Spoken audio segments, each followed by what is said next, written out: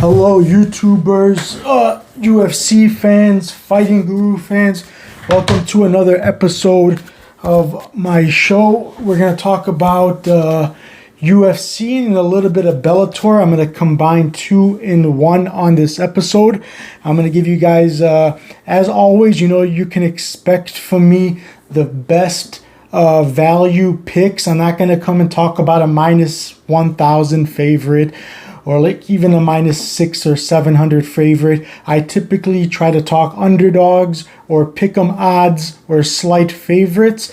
And the other thing I aim for as well, because there's usually a lot of those, so to narrow it down to even more better quality, something that you guys would appreciate more and keep you coming back for more of, is my specialty. If you remember, I've always been known for this. When Sean Strickland, before everybody really heard about him and before he was on a good run, when he came back from inactivity from his accident, everybody was against him, including the odd makers. If you look at my comment section, I had a lot of people talking smack to me saying Strickland was going to get submitted. Brandon Allen is on a different level. He's way better. That's why he's the favorite. You don't know what you're talking about. My own patrons went against me. But sure enough, even in the comment section, I explained how he was going to win, which is one of the things that makes me the best in the world at giving prop bets. Prop bets are my specialty. Last week we went 9-3, and one of them two of them were so close to cashing in. So I would have been 11-1. Almost perfect with only one wrong. If two little things that almost happened, but because it didn't, I went 9-3. That was one of my worst percentages in prop bets. Like if you look back, I usually go 10-1, 10-0. I've had perfect cards. If you look at the Brunson card and Holland, I went 10-0, not even one, and I had plus 500, plus 600, crazy odds on them. So, but I like to let them know that this is not because of the value. I even wrote on the slips, I'm giving these prop bets because they're the most likely outcome of every one of these fights. So I only base it off of what I expect to happen and nothing else. Nothing to do with value or nothing else. It could have been a minus 600 favorite. And I would have still given it to you because that's what I believed would have happened. But anyways, back on track. So we're going to talk about some fights. I'm going to give you guys my prediction, a little bit of the breakdown, and then the most likely outcome for that fight, so you know what prop bet you should be using. Okay, we're going to talk about the most difficult fights and the ones that people are most torn about. That's the other thing I try to do. For like example, I was saying the Strickland fight, or remember that fight with Luigi Vandermini and Fraz or something, whatever his name is. Everybody was against my pick. They all said Luigi was too much. The other guy had a fluke or gifted a decision in his previous fight. He wasn't going to get one again. I explained to them again in the comments and in my Patreon, this is what he's going to do. He can handle himself well. He just was facing against a bigger guy than him, a stronger guy, and a great wrestler, where Luigi's more of a specialist, not as good of a wrestler as his last opponent that was able to take him down, which he still won that fight. I had bet on him against Malarkey, and we won a lot of money on Faraz that day, but I explained a long, detailed explanation on why Faraz was going to win, and just like I thought, he lit him up on the feet, and the length advantage, the reach advantage, distance control was going to be perfect, and all the way up until the third round when he accidentally slipped. The first two rounds, Vandermini was getting dominated and annihilated. He only got a little bit of success after his opponent tripped and fell on the floor, and he still won the fight because after the first two rounds, Vandermini needed a finish. Or a 10-8 round to draw, but he didn't get that. Anyways, so this fight is going to be one of those types of fights where everybody has been misled. I do my research, my due diligence, and I also see what my competitors, and I take notes on what they're, and I swear I promised everything. When I watch my competitors, it's more of like just to gauge, not to get any information. I would never trust their picks or what they say because none of them, I don't know of one other person on YouTube especially that actually picks fights for the right reasons and knows what they're talking about. So again, that's why they had the Rodolfo Vieiras and I was against him, or the Joaquin Buckley against Chirico, or Hooker versus Chandler, and we are always going against those people. What separates is when I actually study fight tape. Some of them don't, but even the ones that do study fight tape, they don't know how to read it properly. It's like me watching the Spanish channel. I can spend 12 hours a day watching it, but I'll never know what the heck they're doing or what they're saying or what it's about. It's the same thing when you have guys like DFS or anybody, because they've never fought. And it's not their fault. They're trying, and they're not purposely giving you the wrong picks. It's just that while they were like working a regular job and they didn't before their channel, they had like regular 9-to-5s, and which is okay. But I, on the other hand, never had a real job until my over 20 something years old. Before actually having a real job, I spent 12 hours a day in the gym, 6 days a week. But on the 7th day, I was still, focused on fighting and learning. I did every different martial arts. I did wrestling. I did karate. When I fell in love with boxing, I kind of forgot I didn't pursue further the other arts, but I kept going further and further with boxing after already learning the fundamentals. So I know how to read whatever style fighter a lot better than your typical person, which is why I usually see these fights different. And if you look on paper, if you're seeing what's on paper, that's why Lowton has, I think, his dog of the week or whatever is and also Lowton and 3 other guys I found saying that Sergey should be the favorite. That they got, and I understand where they're being misled. If you're not paying attention and you don't know or you just don't know what's going on in your fight tapes, if you just look on paper, like the the level of opposition that he was facing, the types of wins he's had, organizations, on paper he looks to be the better fighter. Like with the statistics, the strength of schedule, whatever, it all on paper, it makes it look like what's his name? We were just talking. On paper, it looks like Sergey Morvalov, whatever. He should be the favorite in this fight. That's why I found many different channels saying the same thing, that the lines are wrong. But no, the odd makers are actually, I assume they have the same type of, or near the same type of experience, which is why they correctly lined this up as a slight or moderate favorite, but it's good odds. It's still only like a minus 160 or something like that for it. And I expect with all the other channels and everybody else being so high, even making him their locks and stuff, being so high on Sergey, I'm assuming by closer to fight night, the value will be even better on him, and we might see even close to pick'em odds, possibly. Just like the Joseph Nathan Manez, if you were in my Patreon, against Luke Sanders, they turned him from what odd makers made him as a favorite, a decent sized favorite.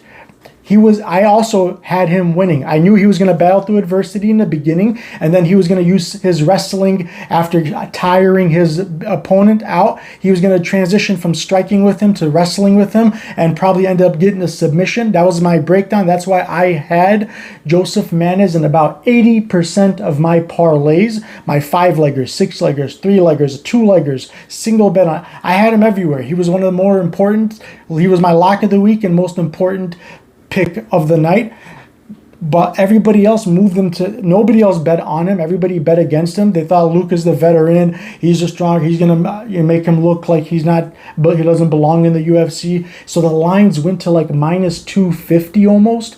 Luke went from an underdog to a big favorite, more than a moderate favorite. It was just really chalked up, and I was in love with the odds that I was getting, so I milked it. I put him everywhere. And it wasn't a close fight. In the beginning, like I thought he was going to have the feeling out process, be a little bit nervous with the jitters and stuff. He's still kind of new at the UFC. It wasn't his first fight, but close to it. So, we won. This is going to be another one of those fights. This fight I'm breaking down, I expect it to probably move towards the other way for the lines to go in our favor. So you might want to try to lock him in now, but put more money, or half of the money now and half of the money later on him. If you notice, the value kept going in our favor. Khalid Taha is a guy who's got wins and impressive performances even in his losses. He's looked way more talented. If you notice, there are a lot of mistakes. Sergey, I myself, when I was examining Sergey, I did a deep I was neck deep into research from the interviews, his background, his Wikipedia, all his fights. I don't recall ever seeing somebody so accomplished and did well in the regions as well as he has in the regional scenes, have so many holes in his game, and they're basic stuff. Like if you watch Kevin Holland training with DC, he just started. One of the things you'll notice that he's picked up on, and I can even hear DC in one of the videos screaming it out while they're practicing on the mats to get Holland down. DC was saying, hey, stuff his head down, push his head down. That's going to help you block and defend from takedowns. That's basics 101. You learn that. This guy, Sergey Movolov, had gotten taken down so many times, and it's one thing when somebody doesn't do it a couple of times, once or twice, but this is just one hole. If I focus on all the holes I found on his game, all the mistakes that he's made, all the things that make him that expose him for not being on this highest level, things that I can show you Khalid Taha does do. He did not make those same mistakes in fights where his opponents attempted to do the same exact things. So watching Taha being in a fight where his opponent is using the same exact methods of trying to take him down, or the same exact whatever it is that he's doing, the response I saw Taha make in reactions to those attempts or offensive strikes is way better than what I saw more of Sergey do. So that tells me that these guys are in different levels of their game. One guy's way more advanced. He's done things properly and more right for a longer time, because you could tell it's repetitive, it's natural. He doesn't think about it. He doesn't have to. He reacts in immediate reaction and reflexes to what he should be doing, where Movolov continues to do the wrong things, which is why he got submitted by Usman or whatever, isn't that one of the Nurmagomedovs in his debut fight? He kept making. I was so surprised that he didn't finish him sooner, but then I remembered Usman does this in all his fights. It's almost like he just wants to show off. He's not a regular, just a normal Nurmagomedov who uses his wrestling. He likes to stand up and fight for like the whole first round. He shows that he's got like that nice question mark kick. Nobody can see it coming or know where it's going to land, and it connects nicely. He's got good movement in and out, cutting angles, and making it unpredictable and hard to time him offensively, hard to land shots, and defensively hard to block shots. So he's got a great game on the stand-up department. He's got excellent stand-up, so he shows that in his fights to make him different, not to be someone who, he's another like a Khabib. He doesn't want to live in that shadow, so he does think of it. And that's the only reason Movolov, because there was many moments he could have finished him, or or at least hurt him more bad. Like he let him get away with a lot of mistakes. So I don't know if it was he was tired or he just didn't try hard enough. A lot of times we'll notice fighters not fighting to their full capacity when their opponent hasn't earned their respect yet, when they're not giving them enough threats for them to feel the need to be at 110%. And you'll notice sometimes when the guy's dangerous, when a guy is like pressuring you and he's doing things, that's when an opponent will fight, or that's when a fighter will start to bring out the animal and the full set of skills that he's learned, and try to use everything in his power to finish the fight. So sometimes the harder opponents, the ones that you think will give somebody the most trouble, are the ones that are the easiest fights and the biggest lopsided endings to it, like that'll end faster. It's because they know they don't have the ability, they have to gain the respect of their opponents, and they don't have the ability to just slack and not be fully prepared for what the person is threatening to do, as opposed to a guy like Sergey. He doesn't have good power. His strength is not that good at this weight class, especially. Taha's a little bit big for the weight class. That's what you noticed in his fight before I think it was the Bruno fight or the one before that. He had missed weight, and it was catch weight. So, yeah, he's a much bigger guy. His physique is much bigger, so he weighs a lot more after they fill back up, when they're rehydrated after stepping off the scales, and they have a full day, a day and a half sometimes, to rehydrate. He's going to come in the way bigger, way stronger guy. His grappling is better. One of his losses, this guy doesn't have many losses. He's only got, in reality, he's actually, because of the no contest counting as a loss, there's really, that didn't count. He submitted. He finished in the latest round, the third round. He was still capable of finishing a UFC guy who's very, looking very good, very high level. We've seen him even in his losses also, hold a good account of himself. Bruno Silva was submitted by this guy. That just goes to show how high level he is, to take a guy like Bruno Silva out and finish him inside the distance. Even Tagir and everybody else, hardly anybody's been able to finish that guy. He's Brazilian and resilient and super durable. He was able to finish him in the latest rounds. Khalid, you'll notice something about him. If you closed your eyes and then somebody moved it to the third round, and you were watching him in the first round, you'll be fooled by thinking this is still the first round. He never slows down.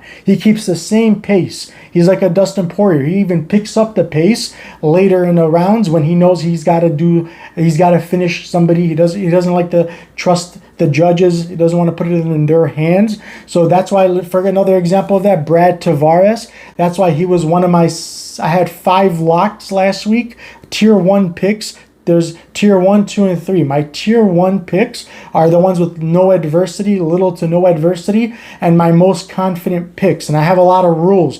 They can't be a debut fighter, can't be a guy who's been known to miss weight, not train hard. It can't be a guy who doesn't show me that he's able to battle through adversity, if ever giving him some problems or putting him in like submissions, or if he's ever faced a guy who hurt him on the feet. He's got to have it's got to be someone, in order to make it on tier 1, that's proven to me that they can fight back through adversity. They're not going to just ball up, and when the times get rough, just give up. My tier 1 pick was Tavares, because he shows me that in the third round, I made this in the notes, he fights sometimes even harder and better than in the first round. So I expected a guy like Omari Akhmedov, who slows down in the late. He's built like a Yoel Romero for his size, so he can't be explosive and fast, high pace the entire 3 rounds.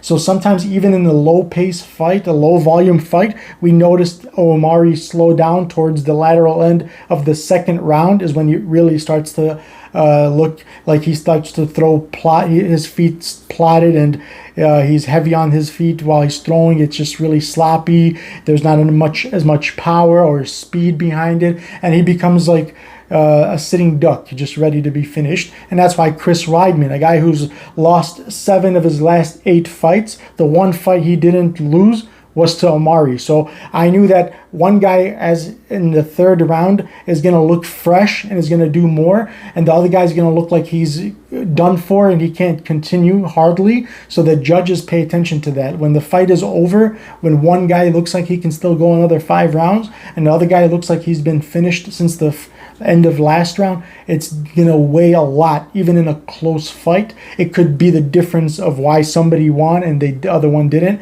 But we witnessed exactly what I told them that they should expect. The third round was one of his best rounds, and one of the worst rounds for Amari. So I called it just like it was.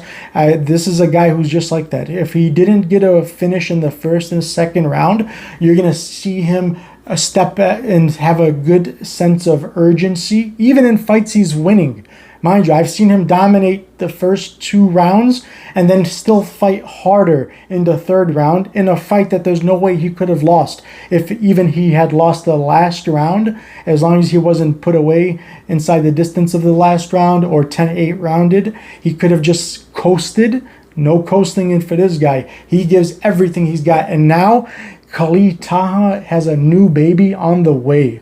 That's going to be gigantic for his motivation. That's why we've seen Schnell have one of his best performances against Tyson Nam. That was his first fight coming back from, or his first fight after finding out he was going to have a baby. Matt Danger Schnell gave us one of his best performances. Beneil Dariush, as soon as he figured out his wife was pregnant with their first baby, he had one of his best performances against Diego Ferreira that he had beat for the second time. But in that performance, he showed that he listened to Rafael Cordova, whatever his name is, his coach's name, from the start to the finish. He didn't engage in sloppy brawling and, throwing caution to the wind. When Rafael Cordero asked him for takedowns and to do this and do that, he listened and he engaged, and that's why he had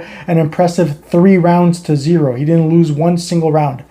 And this guy is also having a baby coming up. And one other important factor, a difference between him this time, why I expect to see a better version and the best version of him this time around, which, don't get me wrong, just the same version, if he comes up and he shows up even the same or a little bit not even as good as his last performance, it'll be enough to beat a guy like Sergey. Sergey is not UFC caliber. That's why he's 0-1, and this guy's actually 3-1. If you don't count, he submitted Bruno, but they counted it as like a loss because of some weird things that they cleared it up later. They said it was something for his eyes.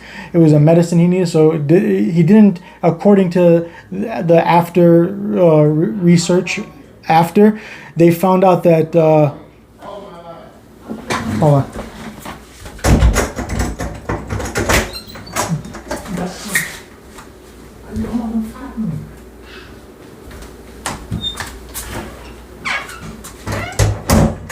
So they figured out that, sorry for the delay, they figured out that, where were we? Shoot, sorry. Oh yeah, so I expect a better version of him this time. He's a guy who is always improving. He's still young. He's actually the younger of the two as well, which is another good advantage. He's like in the peak of his prime, where the other guy's kind of towards the end and not in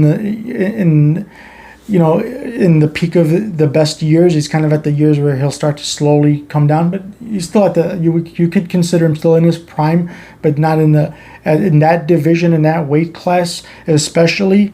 That's not the peak of your prime. Anyway, so Taha didn't have his brother. His brother's a big crucial part of his training camp and his corner. His brother, and I've noticed this in his previous fights, that's the guy who pushes him a lot and makes him hear what he needs to hear. Unlike a lot of other cornermen, when you're not close to them and they just want you to not fire them, or they want you to be happy with them and stay with them because it's all business.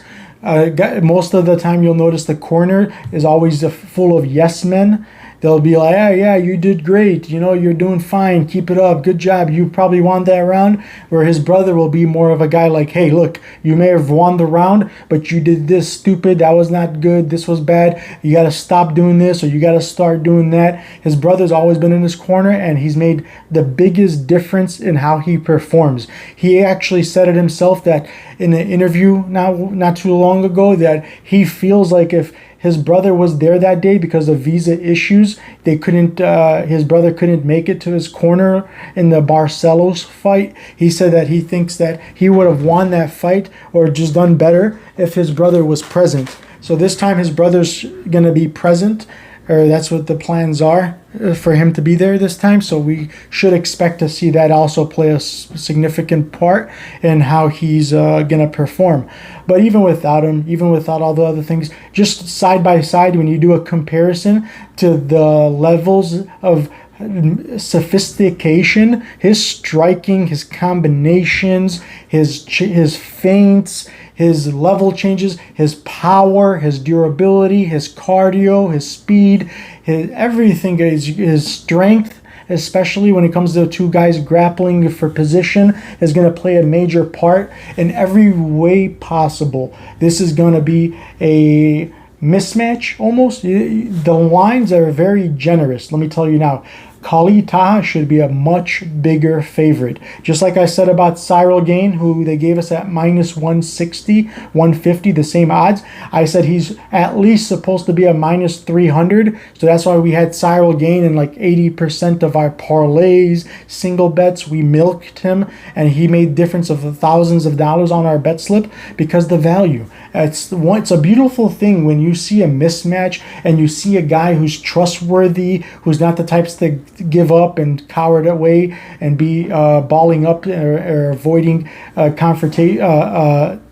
exchanges or anything. He's not going to cower out of it, and he's always observing. Like a lot of times he gets in exchanges with his opponents looking down, trying to, that's a reflex. You try to put your head down so you don't get hit in the face, and so that's not helpful to seeing. He fights perfect. He keeps his hands up, but he also keeps his eye on the target a lot, unlike his opponents to just swing wildly. We've seen them do when they get in exchanges with him, except for the higher level guys like Barcelos, where at this stage you won't see people do that. But Taha has shown that he is capable. He does things from whether it's on the ground in his grappling or on the feet in his strikes. He does things that I only see people in the higher level of UFC perform and use. The techniques, the setting up, the way he sets things up, the way he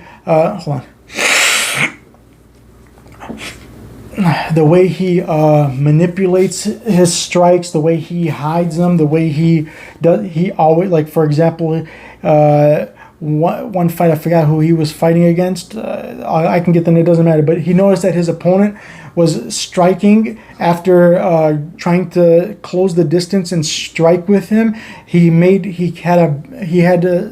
the pattern of every time he tries to strike and throw more than one punch, he puts his head all the way down and strikes. So it didn't take very long for him to start using uppercuts. So he makes decisions middle of the fight and adjusts to what he sees his opponent's mistakes or weaknesses are. And sometimes not even a weakness, just a style. Depending on what style, what type of movements, what they're doing, he adjusts to using a plan that's convenient for fighting against someone who does that. So it doesn't necessarily have to be a mistake. He creates good moments just off of good strategic offensive planning. Unlike a guy like Barcelos, who has gotten in trouble, like in his last fight or in the first round against Saeed. Barcelos lost the first round because he was too patient. He was waiting for openings. He was waiting for the opponent to create an opportunity for him to take advantage of, whereas opposed to a guy like Taha, who's nonstop pressure forward and striking, he creates the moments for himself. He doesn't have to wait and be patient, and that can get you in trouble and lose time on the cards, and you start to notice yourself being further and further away on the scorecards than your opponent, and that's how you start to lose rounds. And in a 3-round fight, 1 round can make a huge difference. Sorry, 1 second.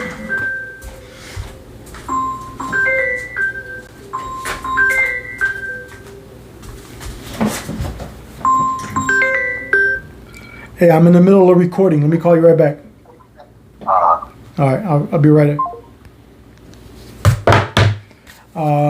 Back to the point we were talking about the openings. He creates the openings, and he makes moments that he'll find success in by setting it up. He'll know, like, okay, I have to throw 2 jabs, and then that's when he's going to go this way. So then the third thing that he's going to do after the 2 jabs is something that he knows is going to land much more better and be more effective than so he's not throwing the jabs to land a jab in it. He's throwing it to set up something or set up a level change and a takedown. But he's very advanced. His striking he's not low level. He does things that his leg kicks, for example. He uses both legs to kick, but you can't tell which one he's coming out with. Sometimes he'll use his lead leg, and his stance and his positioning doesn't change from whichever one he's using. So he does a lot of, his movement is good. He doesn't go, he's not back and forth. He goes in angles from the sideways and circles around instead of going back. So he's not as unbalanced or easy to hit either. Just a lot of things where Sergey doesn't do that. He likes to move back a lot. Sergey gets himself in a lot of trouble for just lacking the fundamentals of the game, like things that, for example, go look at the Taha and I can't remember the guy. There's a guy who, or even Barcelo's fight. I think he showed or look at Miranda Maverick versus Jillian Roberts. Perfect example.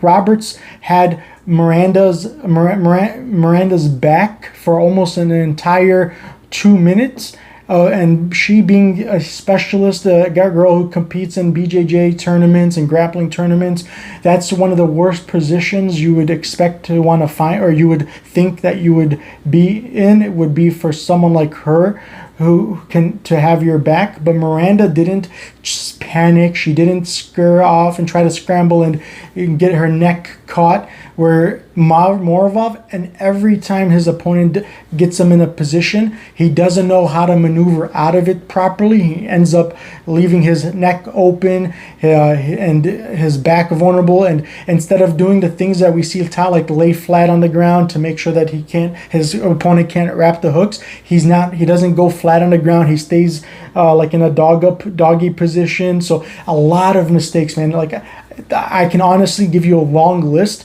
of reactions and mistakes that offensively and defensively both that he makes that I noticed. Again, the opponent he's going up against doesn't have those same weaknesses. He does the better things when put into those same exact positions. Like he doesn't maneuver. Or perfect example of another situation, when we see Barcelos taken down, Taha taken down, he scurries really quick to try to move his hips away from his opponents so that he can start to squirm away and put his back against the cage. Where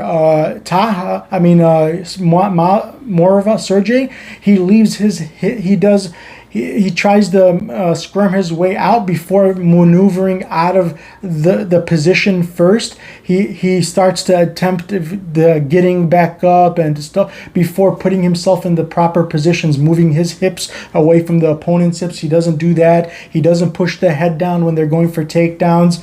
He doesn't circle an angle in the right direction that you're supposed to avoid the strike. He does.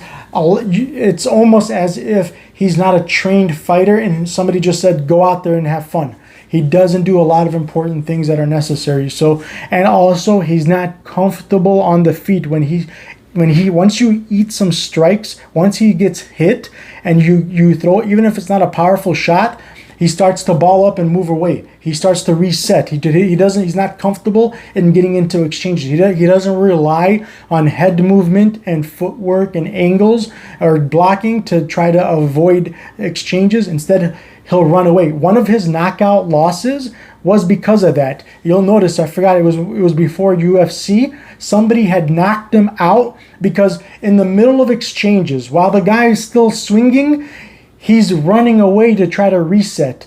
That's the worst thing in the world that you could do. You got to use footwork because that's what keeps you balanced. If you're properly, you can move out the way, but don't run, because when you're running, your feet are going positioned in a way that they're not going to be able to hold you balanced. You'll notice if you stand up straight, feet next to each other like this, somebody pushes you, you're going to stumble.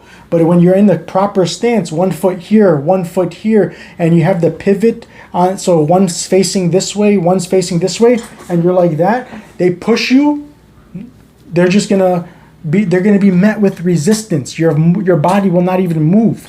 So that's the importance. So he doesn't understand that. So he even lost and was knocked out by low-level guys by making those mistakes. So if you're paying for those mistakes in the regional scene, in the low level, what do you think those people in the top 10 rankings, this guy will never make it unless he fixes tons of stuff that takes years to master, to do it repetitively in training for you to not naturally make the mistake of doing it again. It takes a long time. So at least not anytime soon, if ever, we'll never see this guy in the top 10.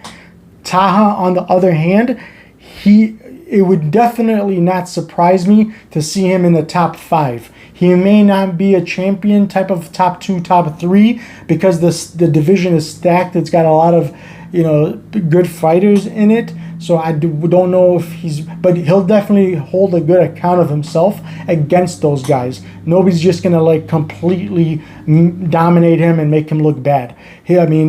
At the number 1, 2, you'll notice the difference between levels when they're fighting, but nobody's gonna like just get him out of the way and make him look like he doesn't belong there. Or Sergey will look like he's not supposed to be there against those kind of guys. They'll dispose of him really quick. Again, so don't be confused by the performance he had was not a good performance. Usman, whatever, was having his way with him. But again, that's a guy who likes to sometimes you'll see a lion with a gazelle. They toy with them before they eat him alive. They like to toy with him sometimes and just like keep them alive and whatever. That's what he does, Usman. He toys with it and he tries to showcase his skills and how different he is from the normal Nurmagomedov. So that's the reason why he lasted as long as he did. Trust me, his opponent could have gotten him. Nurmagomedov could have gotten him out of there a lot faster. And like his get up, I noticed in that game. I want to compare it to, if you know who does the same type of tactics, who uses those techniques from the ground, you can compare Sergey to Derek Lewis. Against heavyweights, guys who are not like high-level submission specialists, Derek Lewis can get away with it because the heavyweights are usually tired, they're slow, they're more brawlers and strikers than BJJ guys. Very rare that we have a guy who's just like mostly BJJ. They usually have power and they're strikers typically.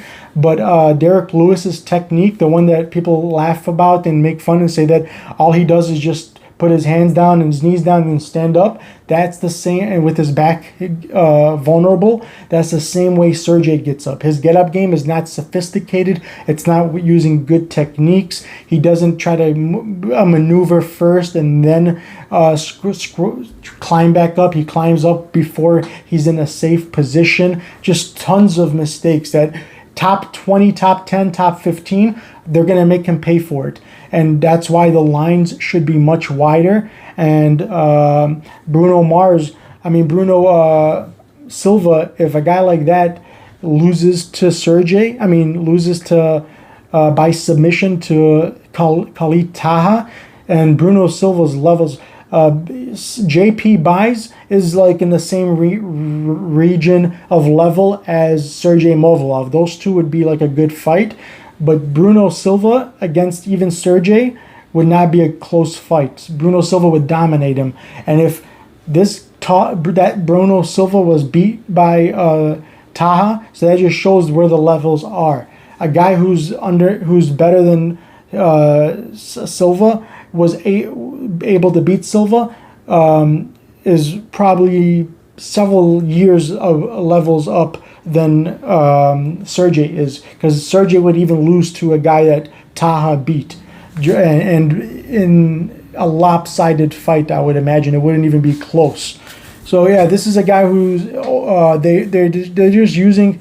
They brought him in because of his resume. His resume is good. He was like an M1 champion or something like that. So he looks good on paper. On paper, it's very impressive. He's got the name that kind of sounds like he's one of those like Evolov, which he did fight against Evolov, by the way.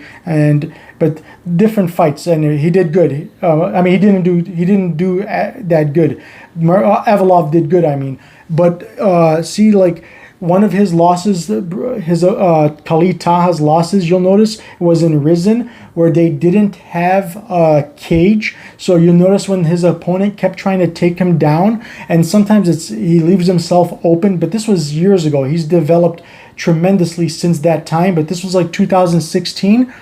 when his opponent kept getting him to the ground and trying to avoid the stand-up because he was getting beat up. So Taha was winning this fight, but his opponent kept, because he was opening up and striking a whole lot, it kept him vulnerable and open to being taken down because he was letting his hand, he wasn't able to use his hands for underhooks or pushing the head away, or he was just using it for striking, and that kept him in a position where he could be taken down.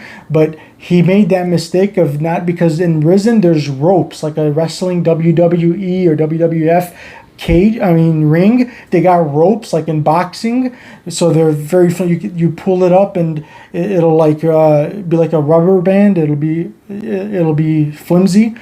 So he couldn't put his back. You don't have the ability to do things like what you could do in a UFC octagon that has a steel cage behind you, where you can muster up using the cage. So in that fight, the reason why his opponent had a lot of success and the reason why Taha lost is because it was not in an octagon. He didn't have the ability to do the things that he could have done if he was in a UFC cage. So I don't even count that loss against him. I don't count the no contest loss against him. He won by submission. It wasn't like, something else. And he used technique and his IQ to finish the fight, not as much muscle or whatever they accused him of cheating with. And again, it was later found out that he was using something for his eyes that were not doing, that he had a swollen eye or something. I don't remember what it was, but they later on justified it. But okay, so that was one of the fights. I'll talk a little bit about my next video is going to come out. It's going to be a Bellator segment, so I'll release that in a separate video. Thank you guys for your time. You guys got my pick. A recap, I picked Sergey to lose to Khalid Taha, who as of right now, if I'm not mistaken, Taha is a...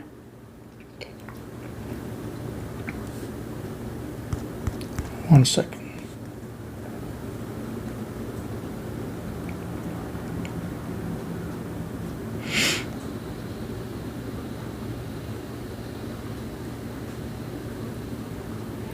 Yeah, see, money's coming in on his opponent.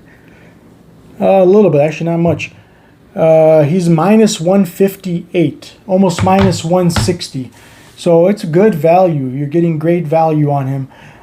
So yeah, his opponent, everybody is he's overrated, and it's misleading to people when they see what's on paper. They would probably think that Sergey's the better fighter, and that's why they all tell you, if you watch them, that he should have been the favorite. Don't listen to the fighting guru. Watch his tapes. How many times have the Joseph Manezes, everybody was against? How many times has somebody been against me? And I showed them that Rodolfo Vieira wasn't who they thought he was. I showed them Alessio was a terrible style matchup.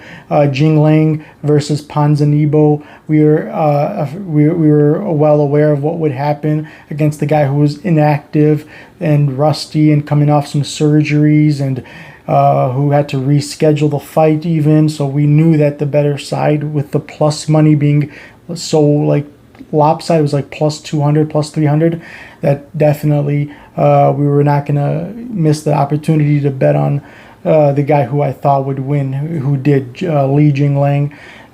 Chandler versus Hooker. Every time somebody is, again, remember, I only pick my fights, has nothing to do with the value, has nothing to do with what people's opinions are. Licio de Chiquiro versus Buckley, 98% of Tapology votes, and that's thousands of people. 98% picked Buckley to beat Alessio. But I told the guys in my Patreon, I explained it thoroughly. Alessio is a guy who never uses the same foot stance, where he throws his combinations from different angles and he uses his footwork very well he never throws the same combination or from the same place as the last one, so he becomes very difficult to time and predict. So that's why, and he's also very durable. He even ate a big head kick from Zach Cummings and bounced right back up. He's the guy who's never been finished in his entire career. For that, he may not be the best fighter, but one thing he is unpredictable, hard to time, and durable. We've seen even Julian Marquez made the mistake of trying to headhunt and finish him and ended up losing the fight against him by decision, I think it was. But I told you guys Buckley was a guy who had not had a decision win since 2014, and it was a split decision. That one judge still said he didn't win, and that was so many years ago, and it was against a guy who had a 9-5 record, and that's why everybody was being fooled that he should not have been that big of a favorite. And if he was just going to headhunt, the most likely chances of him winning that fight were going to be much less even.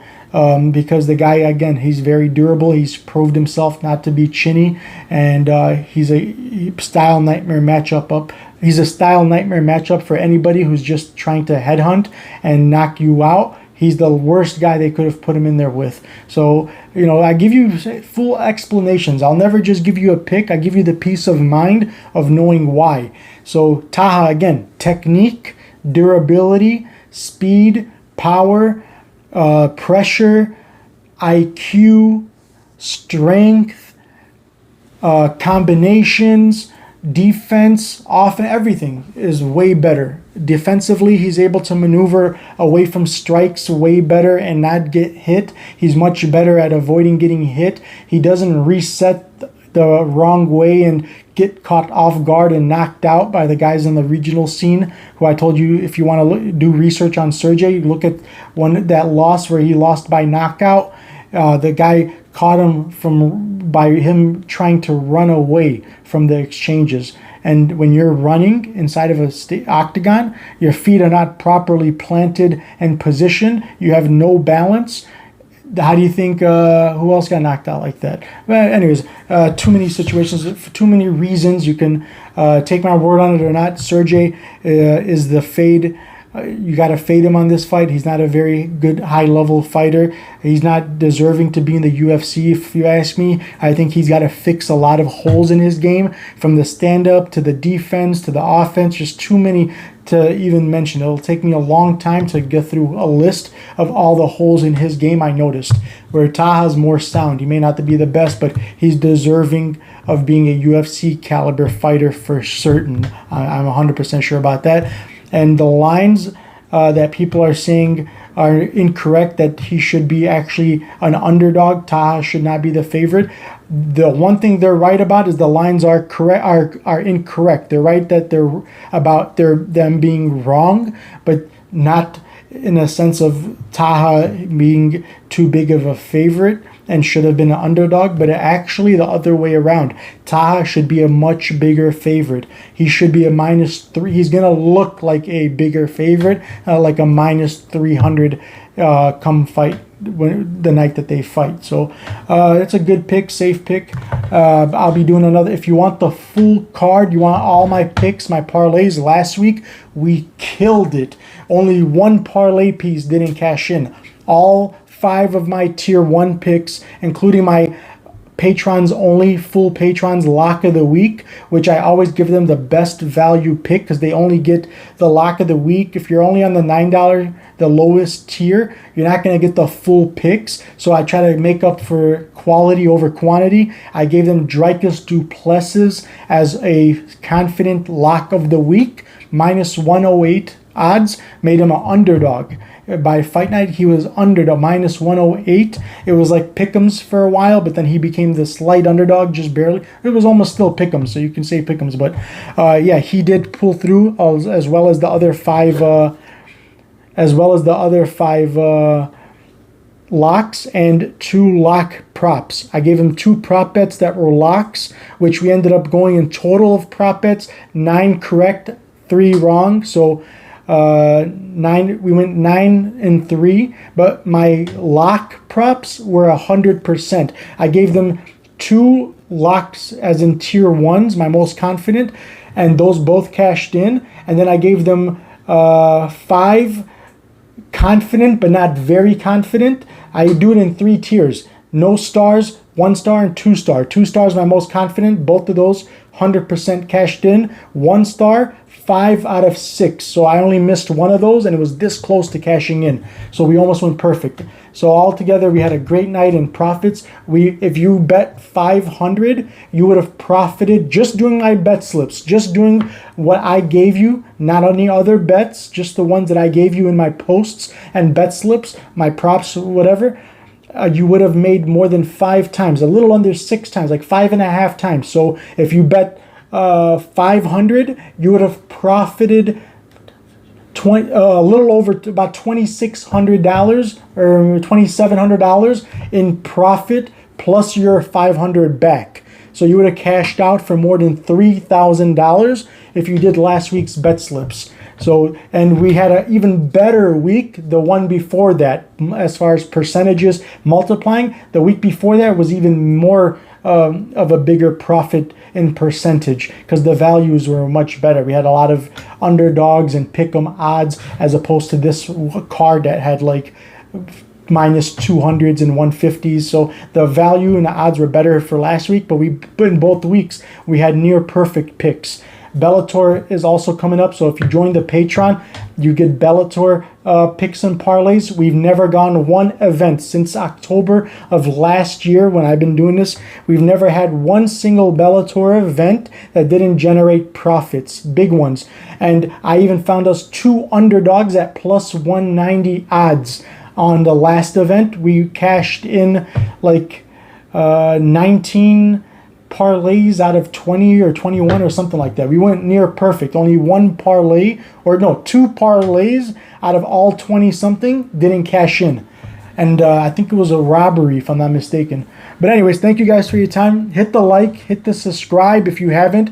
Most importantly, the notification. So this is time sensitive matter. You don't want to be late to get it. So the lines could have probably moved and took out of your profits. The value won't be as good. So hit the notification. And if you could repay me back by just leaving a nice comment or some comment in the comment section, it helps the algorithms for my channel to grow, and it keeps me motivated and continuing to do these videos time and time again, which I don't get paid for. So I could be using this time invested into making money and stuff. I instead am nice enough to do this for free. I would hope that you guys can appreciate that by just leaving some comments, which helps my channel out. All right, guys, thank you for your time. Thank you for following the channel, and I will see you in the next breakdown video. I'll do a Bellator breakdown and 2 more UFC breakdowns coming up in the next day or 2. So don't miss those videos. One of them might come out later today still. If not, by tomorrow the latest. And if you're in the Patreon, stay tuned. My Bellator parlays will be released today. My full picks and parlays and weigh-in stare-down observations will be posted inside my Patreon today. Thank you guys. Look forward to seeing you in the next video. Have a good one.